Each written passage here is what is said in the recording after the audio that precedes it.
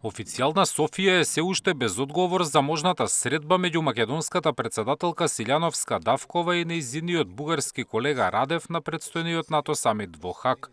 Додека трае молкот од тамошните власти, бугарските медиуми пишуваат дека Европскиот парламент е пред усвојување на извештај за напредокот на Македонија, кој ќе содржи признавање на македонскиот идентитет и јазик на 4 места.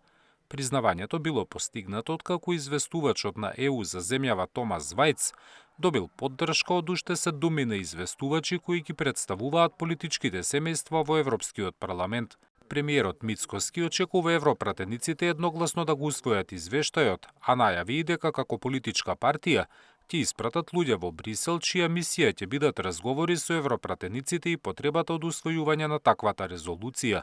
Ја повика и опозицијата да лобира кај сестринските партии во Европскиот парламент.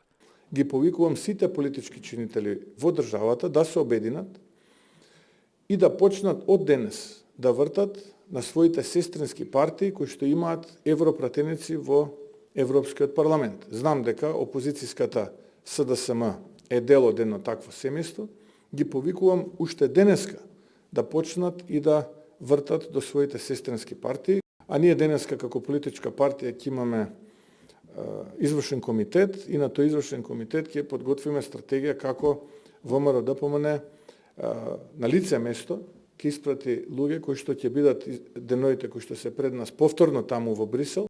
Во меѓувреме германската амбасадорка во земјава изјави дека процесот на проширување на ЕУ треба да биде попредвидлив и дека неопходна е и поголема флексибилност при носењето одлуки во рамки на Унијата. Треба да се има предвид националните интереси на поединечните земји членки, но треба да има начини на кои што ќе се одржи овој принцип на едногласност во донесувањето одлуки, но од едновремено да се воведат и пофлексибилни начини. Евроамбасадорот Рокас пак вели дека посетата на европските челници се доказ за посветеноста на ЕУ за евроинтеграцијата на државата. Смета дека единствен начин за одржување на мирот и просперитетот на континентот е поврзување на, како што вели, сите точки на Европа. Треба да ги поврземе сите точки, треба да ги пополниме сите дупки и треба да имаме навистина искрен и креативен пристап кон дискутирањето, како што претседателот Ламберт го кажа претходно, за да знаеме како да продолжиме понатака. И е потребна иста така храброст малку. Евроамбасадорот веќе потврди дека се во тек засилени дипломатски активности за да се дојде до можен предлог за деблокада на европските интеграции. Зоран Јаневски, Сител телевизија.